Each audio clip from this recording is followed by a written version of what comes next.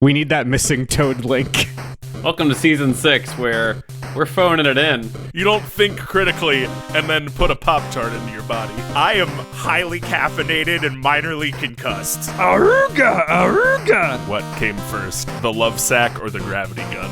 It's my turn to do a sin with Sonic. This is for the freaks. Too much piss. That's the kind of bad decisions we like to hear about. Love me a sleepy ass bat. How much shrimp can you fit in your mortal body? You told me you guys would be cool. That's season 6 intro material right there. Hello and welcome to Debate This, the show where no one is right, but someone is definitely wrong. In this show, we take time out of our busy adult lives to talk about comic books, video games, and how the DT! Writers have joined the WGA on the picket line, so there is no joke here. No joke. And that's our episode. Goodbye, everybody. See you later. Ba-da-ba-ba-da-ba. Get ready for 50 minutes of dead air. At the time of recording, the Hollywood writers' strike has been going for 124 days with, again, at the time of recording, no real signs of slowing down. The SAG-AFTRA strike is a few days behind that count, and the last major news update was that the AMTPA was being an asshole. We've made it nice and clear in previous episodes that, all jokes and bits aside, all of us nerds are in support of these strikes and pro-workers' rights in general. But it's also worth noting that we have derived a non-zero amount of our content from the products of not only the creatives striking, but also the evil capitalist ghouls who are sucking these creatives dry. So, even though our silly little podcast doesn't fall under any sort of union guidance, I decided that it would make me feel better if we did a union episode in solidarity with those on the picket lines. It's also Labor Day weekend. It is. We're recording on Labor Day weekend. Yeah. Ladies and gentlemen, gird your loins. It's a Matt episode. Yeah. Here we go, kids. So, without further ado, I present to you this bit. Wow. We here in the DT! HQ legal unit have been contacted by the folks at the National Labor Relations Board to review some new petitions for union election. Why is the NLRB asking for our help with these petitions? Well, it's because they've all come from video game characters who are looking to form their own union organizations. Do you think God himself is afraid of the creations that he's made? Much like season 7 of Lost, we are going off the rails. And they know that we here at DT! HQ are the experts in both video game PR and video game marketing, and also probably video game unionization. Those are all three the same thing. Sure. Exactly, definitely. It's the same department. Yeah. Today, I've invited professional mitigators, Todd, Call Off Your Old Tired Ethics, Thomas, Andrew, the Worshipful Company of Scriveners, Henderson, and Kyle, the Society for the Prevention of Calling Sleeping Car Porters, George Harper, to give me the rundown on the groups they are representing and help us determine what group of video game characters should be the next to unionize. Are these all unions? Union names? Yes, Ooh. But there's more to this. there is. These have to be like old-timey unions. Right. So 2 of these unions are active and exist today. Okay. One of them is more modern than the other 2. The oldest of the 3 is the Worshipful Company of Scriveners and is still the active adjudicating union of notaries in the UK. Neat. Is that what a scrivener is? That is, according to tvtropes.org, what a scrivener is, yes. cool? That's where I go for my definitions of words. tvtropes.com. Well, .org, Kyle. They're a nonprofit. right. Exactly. Call Off Your Old Tired Ethics is better known as Coyote. It's actually the American Union of Sex Workers. And then the one I think with the most interesting and also least surprising history is the Society for the Prevention of Calling Sleeping Car Porters George, founded in 1914 by black sleeping car porters on trains who were tired of white passengers calling them all George. Oh. Huh. Yeah. What a specifically racist thing. What a specifically racist thing. Yeah, you can look that up on your own time, but it's real, according, once again, to tvtropes.org. Okay, anyway, back to my unions bit. Guys, what group of video game characters should be the next to unionize? Now, to reference another website, workcenter.gov defines a union as a group of 2 or more employees who join together to advance common interests such as wages, benefits, schedules, and other employment terms and conditions. So, I need you to define the 2 groups who will be entering into this collective bargaining agreement. Who are the employees and who are they employed by? And, of course, what sort of common interests will they rally behind? Todd, let's start with you. So many would look at the far-off planet of Tay and see it only for its gaseous clouds, its rocky surface, and, of course, its unyielding temperatures. But if you look close enough, you'll find a peaceful race known as the Lekgolo. So let me describe this to you. Lekgolo? Let it go. Let it go low. Let it go. Let it go low. Isn't that's the app that you can sell things for cheap on, right? You let it go low. You only let it go low once. Like all the young kids are saying, let go low. These small worm-like creatures known as Lekgolo truly wanted nothing more than to just be left alone and have this simple little wormy society. Now, however, these beings, they were forced to take action, and then they had to fuse together to create towering monsters known as Lekgolo, and they had to fend off invaders to their planets. Now, you may be asking, like, why does all this matter right now?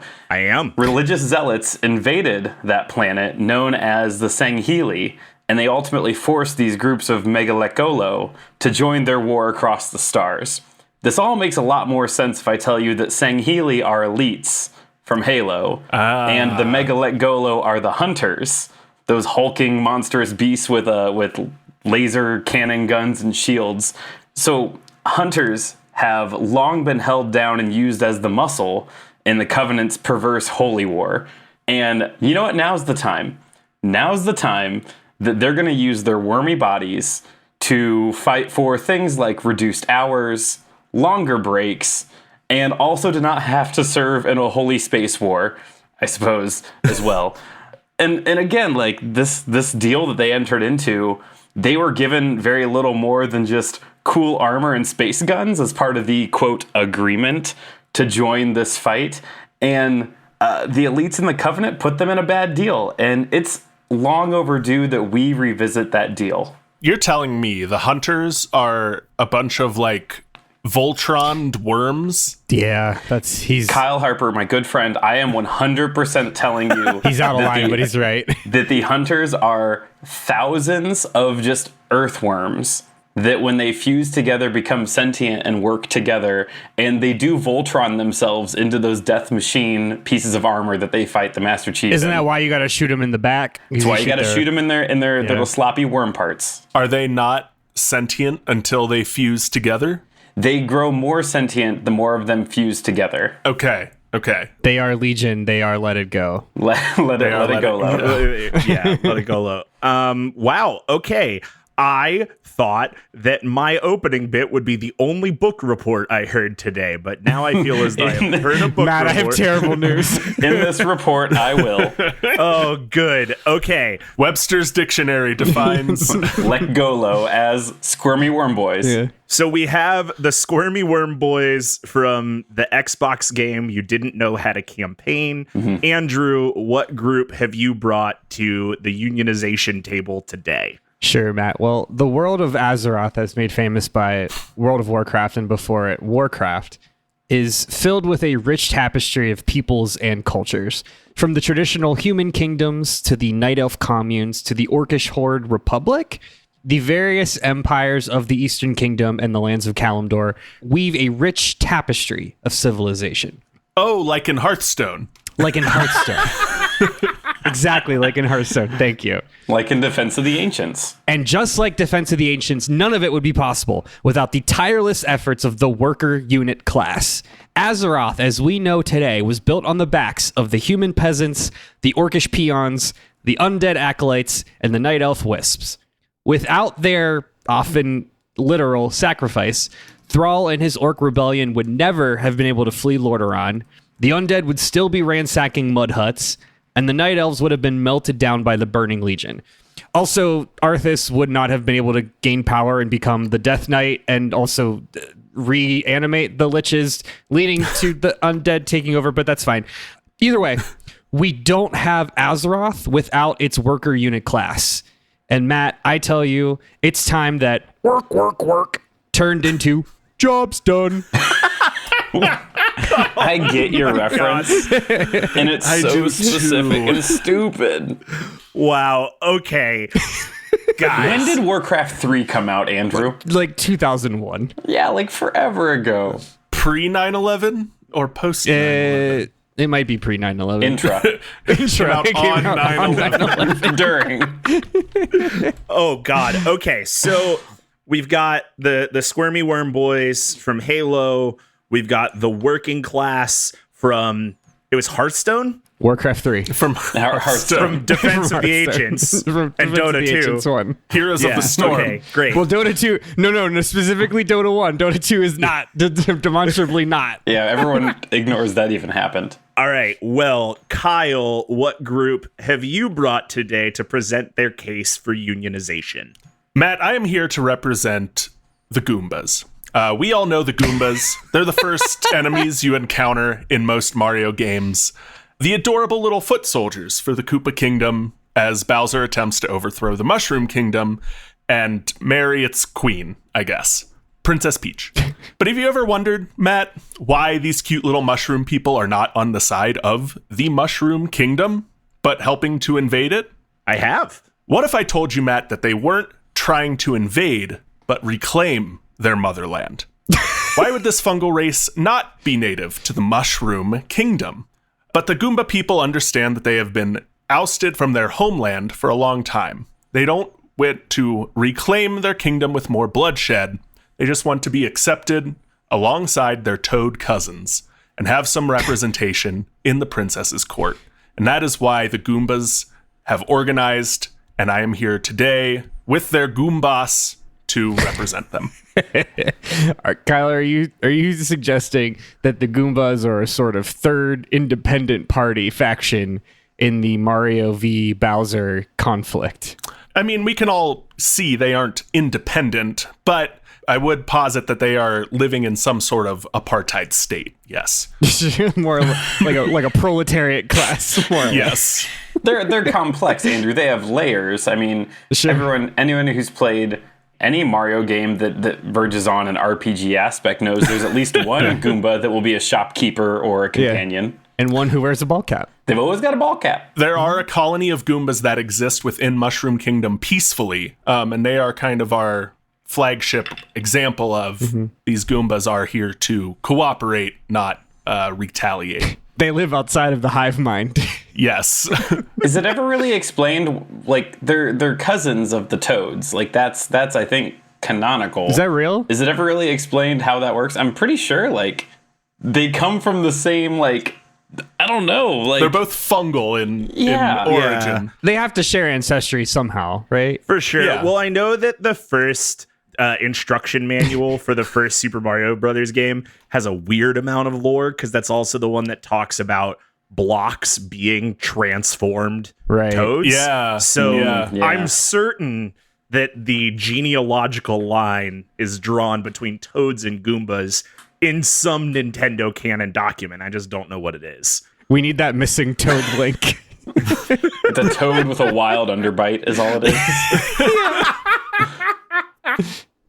Oh, man. Okay, Kyle, I want to go back to something you said, which was a guiding example. And that's a great segue to my next question for the three of you. So, to again quote workcenter.gov, workers can contact an established union for support and guidance, or they may seek to organize their own independent union. Now, there are a few unions that already exist in video games, notably the Mimic Union from Enter the Gungeon and the Union of Magical Girls from Hero Hours Contract. Famously. Yeah, famously. I had to do so much Googling to find examples of unions in video games. It took so much digging to find these. Anyway. Wonder why that is. Oh, you mean that video games lore don't have unions everywhere? I mean, I don't know what they're doing, but yeah. So anyway, assuming none of you are talking about mimics or magical girls, what union will your workers be forming? Or will they be joining some other existing video game union? Also, are there any IRL unions that your workers are taking inspiration from? Todd, what's up with the wormy little guys? Just to start with, a little known fact that we touched briefly on the last question is that hunters are already kind of a union.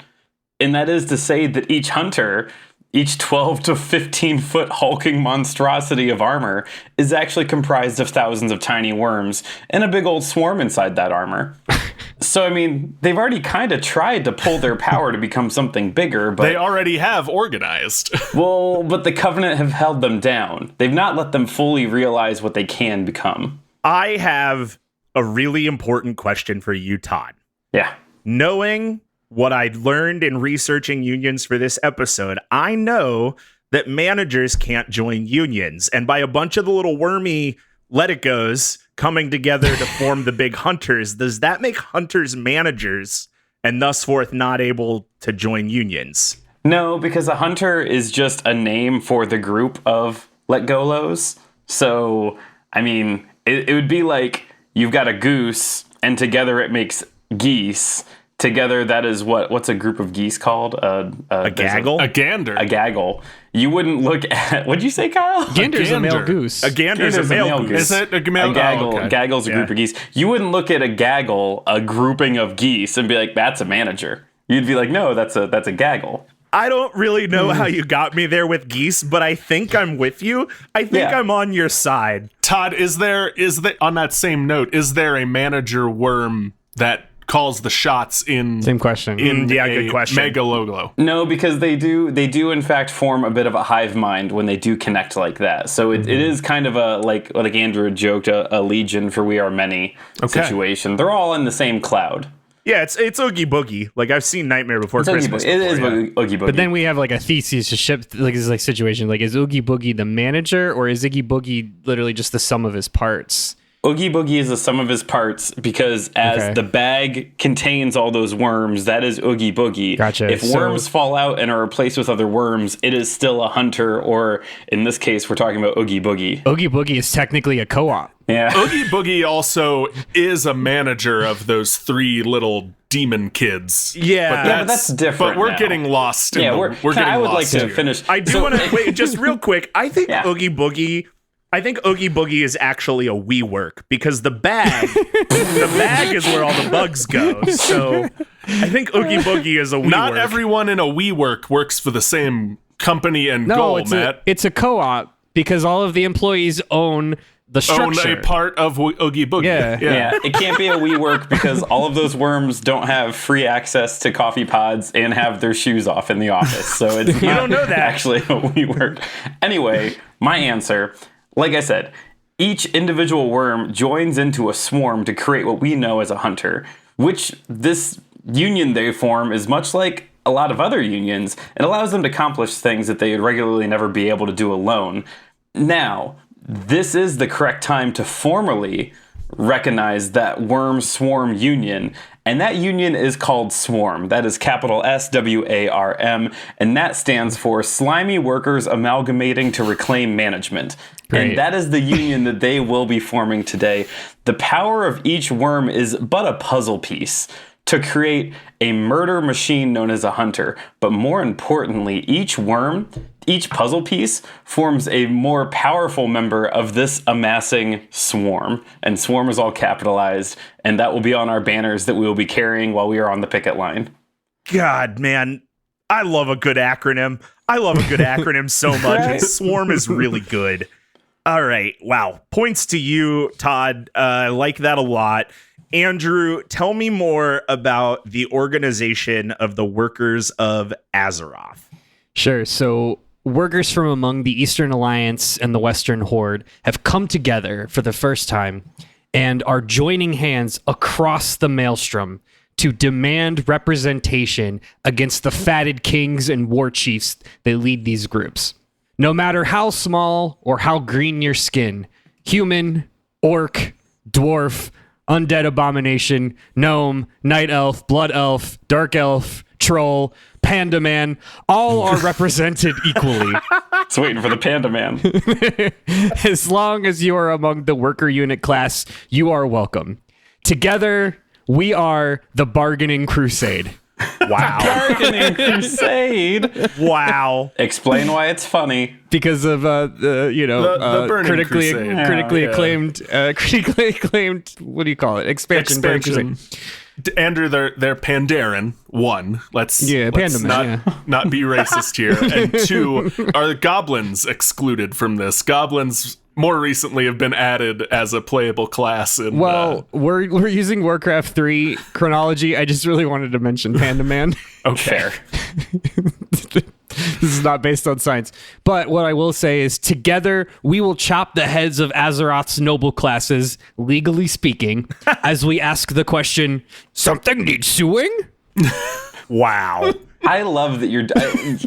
listeners, before we started recording, Andrew said, this might just be for Todd. It's probably not for Kyle and Matt. And I am thoroughly appreciating this. It has also been for me because many of these sound bites were, in fact, put into Hearthstone. Hearthstone, yeah, sure.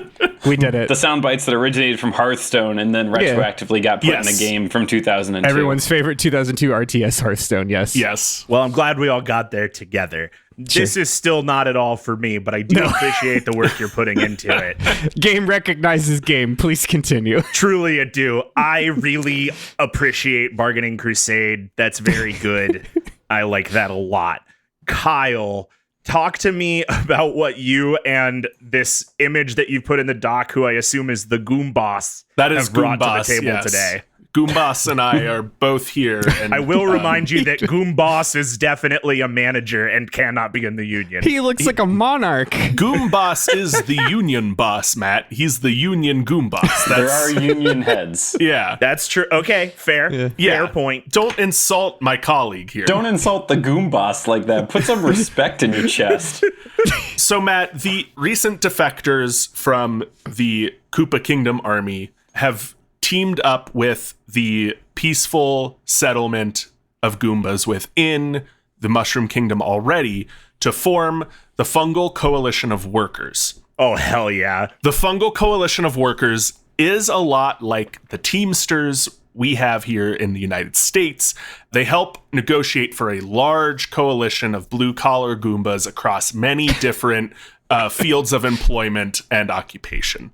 Wherever tough, necessary work needs to happen, the Fungal Coalition of Workers, or FCW, will be there to make sure their fungal comrades are offered fair pay, protected work from interloping plumbers, for example, and safe working conditions. This feels like friendly fire on another union is what that feels like. The pipe fitters are going to have something to say. No lava or spikes, and the proper PPE provided when lava or spike work is necessary. If the Goomba are Teamsters, is Goomboss Jimmy Hoffa? Goomboss isn't not Jimmy Hoffa. Where is Goom Boss buried? Oh my God. Is Goom Boss under the 50-yard line at Dodger Stadium? This is incredible. Wow. No, that's Goom Papa is Jimmy Hoffa, and his murder has still not been solved. It is a cold case. Oh, well. Shit. I love it when they call me Goom Papa. Well, there's our title. Oh my God. Oh, son of a bitch. Okay, all right, back to the bit. You addressed some of your labor issues in question 1 and question 2, but now that I have been formally introduced to Swarm, the Bargaining Crusade, and the FCW, I want to hear what your union will really be fighting for. what are your workers' requests for their employer as they come to the bargaining tables? Todd.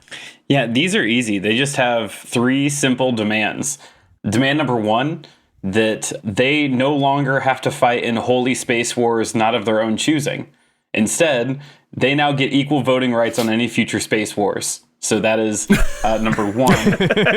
Thing number 2 that they need is just like more time to be silly little slime boys and wiggle in the dirt a bit. They just don't get enough time just to like be worms doing worm things. It's always getting There's the a armor. Deficit on slime time. Yeah, it's always just get in the armor and fight Jonathan Haleman 117, and they just need some time to be slimy little worm boys. And then the third thing that they do ask is that they do get to keep the existing dope armor, but they also get to weigh in on any future worm-holding armor technology decisions. So it's important that can include, but is not limited to, becoming a big boat. Turning into a trebuchet. They also wanted a stipulation here that they want to be able to become many smaller things, that then those many smaller things combine into even bigger things. Kind of like Kyle said, a Voltron situation, but quite literally Voltron. They want to have the opportunity to do a Voltron inside a Voltron, like a Russian nesting doll situation. That's important to them. You open up that big Voltron to find another smaller Voltron Other inside. smaller Voltrons that are being powered by worms. Yeah, it's a whole thing.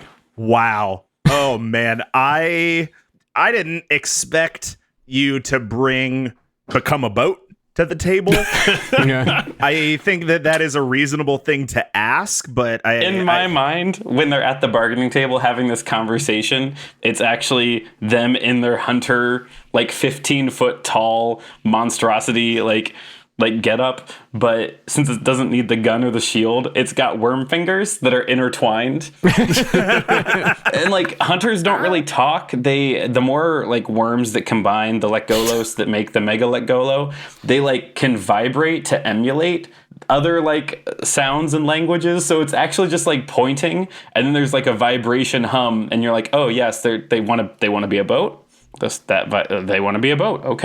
Okay, interesting. Well, I'm very curious to see what the counter on Become a Boat is. Andrew, what is the working class from Azeroth bringing to the table in this negotiation? Well, Matt, we, the representatives of the Bargaining Crusade, are requesting the following from the likes of the nobles, the chieftains, the priestesses, and the dreadlords. We request that the maximum amount of workers allowable inside of a gold mine be increased significantly from 5. These gold mines are enormous and labyrinthian. Also, they are most likely infinite, and we find it hard to believe that more than 5 workers at a time would risk any real production. 2, in addition to performing the excruciating tasks of mining gold and cutting down trees, our workers are expected to build residences and elaborate commercial properties without prior training, resources, or even any semblance of a blueprint. All we have to go on is a transparent outline of what the building might look like standing in its place. So we humbly ask that the ruling class spend some of the gold with which their pockets are lined to hire an architect and some general contractors to keep on retainer. 3, in the actual description of the Orcish worker unit submitted by the Orc chieftains, they literally describe the peons as the lowest station among the horde, inferior in all skills of worth. They equate us to, quote, dogs relegated to menial tasks such as harvesting lumber and mining gold, unquote, and state that we are, quote, downtrodden and forced to slave thanklessly to please our overseers, unquote. We would like to lodge a formal complaint that this is a super uncool thing to do. 4, in the event of an emergency wherein our base is being demolished by a horde of supercharged wyverns or a gaggle of undead liches, not geese, we humbly request that the entire workforce not be immediately rerouted to defend our actual armies as literal fodder. These are supernatural beings with the power to summon lightning and animate ancient tree spirits. They do not need to be protected with rusty hand axes and pitchforks. Please continue to allow our units to work and keep aligning talent to task. Thank you. And finally, 5, this feels a little bit narrow cast, but we are asking that the Dreadlords and the Death Knights of the Undead Army please refrain from the use of sacrificial pits. There has to be a better way to recruit ghosts to spy on your enemies than to manufacture them through literal human sacrifice, and the lawyers at the Bargaining Crusade are ready to take up the issue with OSHA. Thank you. I don't know why Bargaining Crusade continues to be really good. Oh, it's so good. Because it's really good. Yeah, it's really good. I am a sucker for an OSHA joke. I'll always laugh at a good OSHA joke. Also, crazy to hear that the language has been in the official documents for so long. I'm sure that was written a long time ago, and nobody follows it now. We just need to change the language. We need to update some of our language. Yeah, it's important for the well-being of our working class. Truly, yeah. All right, Kyle, what has the FCW brought to present at the table today? Yes, Matt, thank you. The FCW, through their union Goombas, hope that Princess Peach and the Mushroom Kingdom will come to the table and offer them peace in the form of forgiveness of any crimes committed under the Koopa Kingdom flag. They were prisoners and slaves of that regime. They were just following orders, right? They were just following orders. Oh, boy. They were prisoners and slaves of that regime. They were not willing participants. They would like equal citizenship to the Toads and voting rights and a seat on the Kingdom's council, and they would like reparations in the form of a little bit of land to start their new lives on. They would like the current colony of Goombas to be granted the land they have built and improved upon, and a parcel of additional land nearby that they feel both will be valuable to the Goombas but will not detract greatly from the workable land of the Mushroom Kingdom. In exchange for this, the Mushroom Kingdom will receive a dedicated and numerous workforce willing to take on the jobs the Toads are less equipped to handle, such as national defense, waste management, and construction. I am first shocked by how much Goombas have in common with all of my friends' dads that I grew up with. I am definitely in support of Goombas handling things like waste management and construction, because that means we get more Goombas in little hats. And I think that it's really cute when that happens. That's a good point. They assume with that, the little hats, the PPE for those jobs will be included as well. Absolutely. I mean, I'm sure, we'll have to see what the counter offer from the employers is, but the uniforms would be included in the PPE for that job as a standard. So I am super happy with all of these presentations. Thank you for bringing them here today to the DT HQ legal offices. But I do have some bad news for you guys. Your employers have come back to the table and they've said no deal. We're still checking with the National Labor Relations Board to determine if your employers are even bargaining in good faith, but we're having a huge problem. Your employer has brought in a bunch of strike-breaking scabs. Who are the scabs crossing your picket line to undermine your worth? That is our super secret bonus question, and I will take your answers to that question right after this. Hello, adventurers. Do you enjoy stories about monsters and magic? Welcome to Autumn Falls, a cozy small town in the Pacific Northwest. There's mysteries to uncover, but first, let's check in with our heroes. He's scooping about, like he probably shouldn't be. I'm Hugo Rashad. Fighting monsters isn't the safest thing. Bright pink, over-caffeinated, it's me, Bethany Miller. When you said disaster queer, every single person looked away. Can I get verbal confirmation that none of you will say anything about what you saw today? Agent Lonnie Whitaker, reporting in from the Eastie Agency. Lucky for you all, Lonnie is very cool. It's really weird and bizarre and a whole lot of feeling stuff that I did not want to get into, so I kind of booked it out of there. I'm Raven Eugenia. Every coherent thought has just left my brain. I just wanted to be friends because that's what everyone else was doing. My name is Damien Edgecrest. I want to be like these people, you know? Clearly talking to the tree is not a normal thing that people can do. I'm Felicity Starnbrook. Surprisingly, I'm useful. If I'm being perfectly honest, I don't want people knowing what I am. I'm Aiden Brightwood. Well, that was not the magic I expected to be practicing. If you'd like to join our heroes as we play Monster of the Week, then check out the Storyteller Squad, available wherever you listen to podcasts. Let's have an adventure.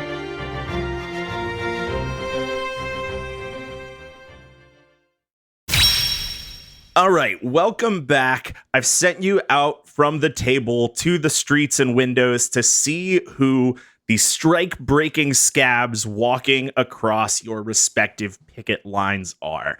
Please report back to me, Todd, who is crossing the picket lines of the hunters?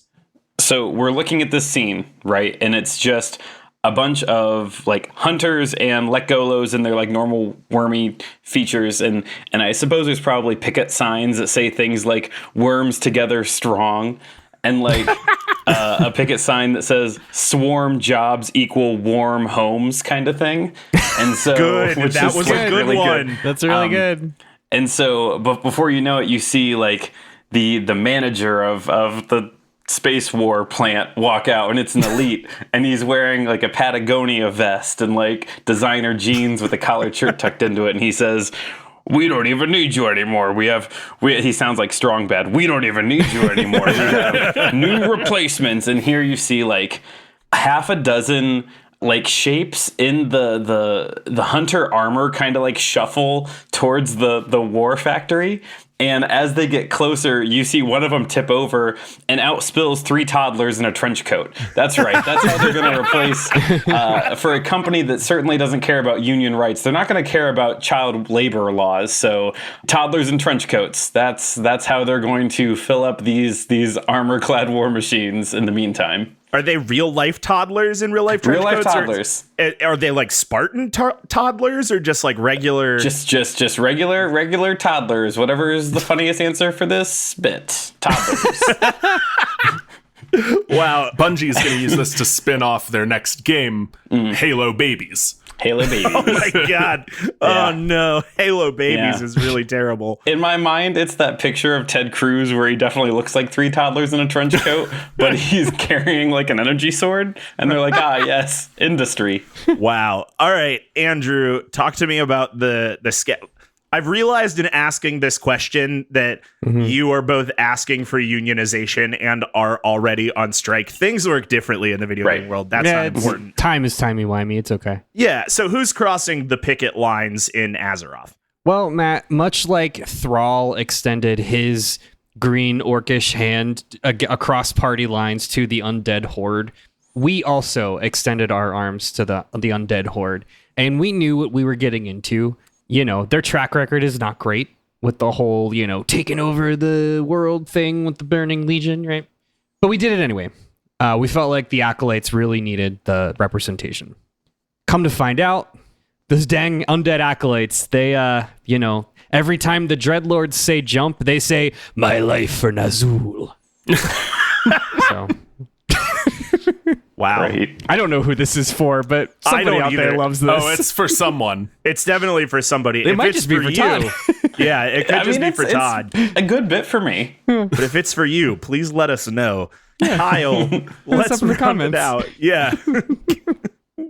Who's crossing the picket lines in Mushroom Kingdom? Yeah, Matt. So early on in the strike, the Goombas of the FCW were invigorated to learn that the Toads would support their cause and not cross the picket line. That was a great victory, an early victory for the FCW. However, we are disheartened to learn that the princess and court of the princess are not coming to the table and have hired the dinosaurs of Yosh Corp to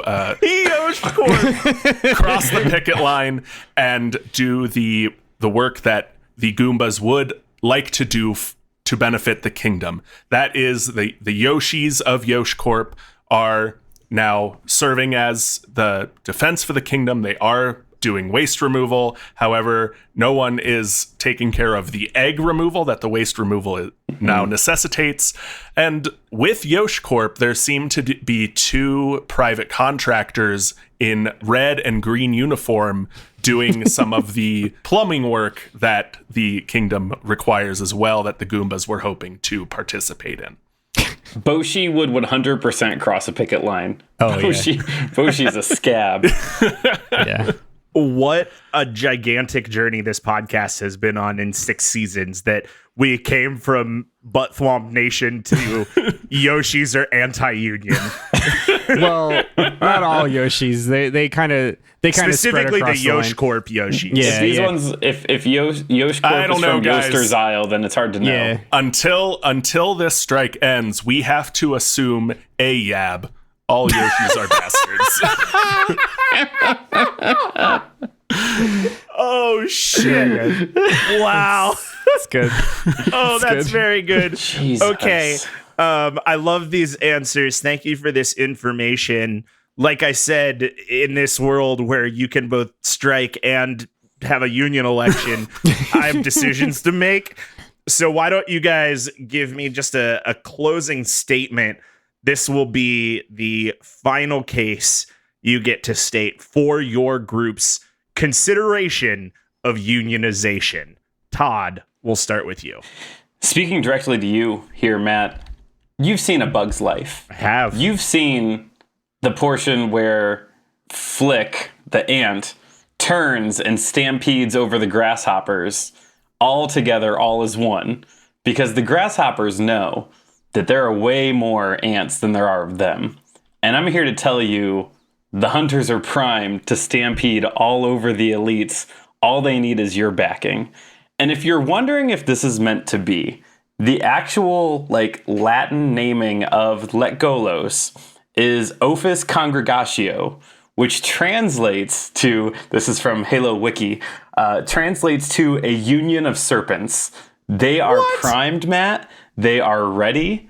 They just need someone to push the button to say, we're going to give them what they want, and you can be that person. Wow, that is some deep Halo lore that I don't know if I can actually care about, but I appreciate you finding it. Andrew, give me a closing statement. Yeah, I mean, look, this is a group of not just one group of workers, but several groups of workers among several different civilizations, both alive and undead, who have been taken advantage of to an unbelievable degree. These worker units work all day, all night, all day, all night, and then all day again, literally until they die. Literally until their homes are exploded by a dragon and some 12-year-old from South Korea annihilates you over your ailing Wi-Fi or shitty cable internet. These guys get zero pay, zero sleep, zero anything other than mining gold and cutting trees for their entire lives. They deserve representation, Matt. I think that's a valid argument. It sounds like they do.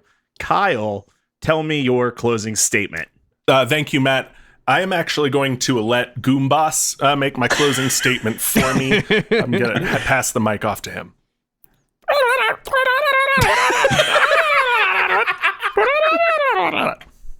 Thank you, Goombas. Allow me to translate, please. Goombas said, "We Goombas wish to end the war between the Mushroom and Koopa kingdoms and no longer be participants of that war. We just want a home for our people in our motherland. Thank you." Thank you, Kyle, and thank you, Goombas, for coming out here today. Truly an act of vulnerability from somebody in such a leadership position. I appreciate it. Guys, I have decisions to make with the DT HQ legal offices as well as the National Labor Relations Board. So we're going to take this behind closed doors and make some decisions here. While we're gone, why don't you pump each other up a little bit? Give some good vibes. Sure. Andrew, I don't think we've talked about Warcraft since Aya was on the show, which was years ago. A while ago. Anytime we talk about Warcraft, it's such an untapped well that I feel like none of us got really into, but different aspects of us dipped in at different times, whether we've all gleaned different facets of the Warcraft gem. Right. So for me, I did play Warcraft 3. And so all the references that you gave were spot on. You had me at job's done. That itched a part of my brain that I remember from my friend's dial-up computer in 5th grade. So that's really something. Love all that. Kyle, you did a thing that I love. You did a thing where you took, like, the Mushroom Kingdom is something that we've all, like, grew up with, and exposing dark, crunchy sides of the Mushroom Kingdom is just something special that our generation gets to think about, because we have had the full run of, like, growing up as kids playing the original Mario and then becoming desensitized post 9/11 adults. So, like, when you did what you did today, it reminded me of, I think I said that Toad was a murderer in another episode we did.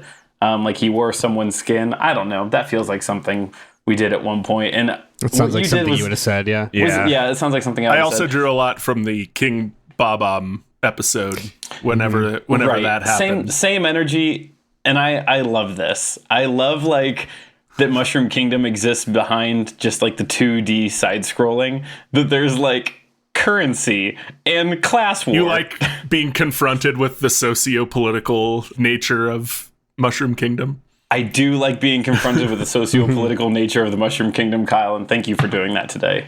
Todd, man, the Halo lore. The Halo lore is so good and so stupid, and it was a really great pick to look at the dumb earthworms in Megazord armor and to say a union of sentient earthworm gyms is a workers' rebellion. Excellent work, as per usual with the Halo stuff. Kyle, this is not the first time that you've explored the political climate of the Mushroom Kingdom, but I think it may be the best.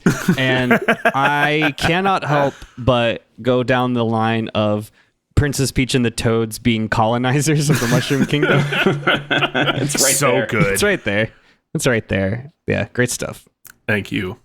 Yeah, Todd, I'll echo Andrew here. I don't know much about the Halo lore. It is a good, deep well to keep drawing from.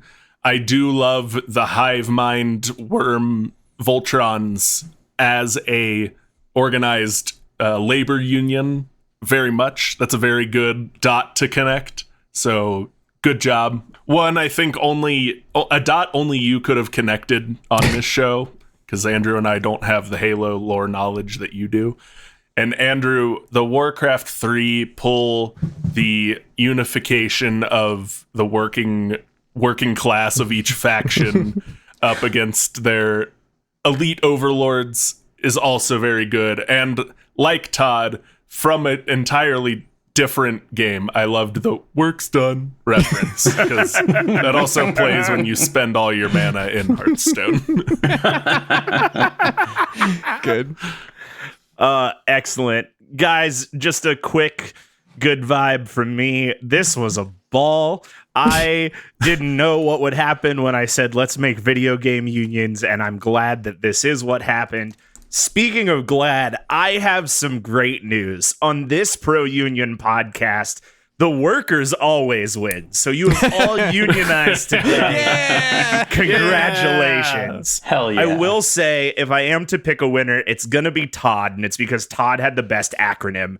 I really like FCW. Fair enough. Really like the Bargaining Crusade. But Todd, Swarm was really good, and I need you to give it to me one more time so that I can be angry at how good it is. Yeah, we're very excited that beginning this fiscal year that we will be embracing the slimy workers amalgamating to reclaim management. Really just I worked backwards with Swarm and the word amalgamating, and I was like, how does it all else go together? Yeah, that's great. I mean, you built it from the center up. It was like a big tent for a graduation party. Put the big pole in the middle up first. Everything else comes together. Sure. And with that, I'll say thanks for listening in to Debate This. You can follow along with the arguments on Twitter, Facebook, and Instagram at DebateThisCast, or on our website at debatethiscast.com. Speaking of our website, there's merch there. We have it, and you can buy it right now. You can get on the internet and order things that say Debate This on them. All you need to do is head to our Redbubble page and give us your money. But our Redbubble page does not have a cool and easy URL for us to read. And so you can just go to our website, www.debatethiscast.com, click on the support the show page and you can get to Redbubble from there. You do need to do a little more than just go to Redbubble and give us money. You need to like pick what merch you want and what you want. You need to on participate it. in e-commerce, yes. You need to participate in e-commerce a little bit. There are a few more steps, but it's almost that easy. It is almost that easy.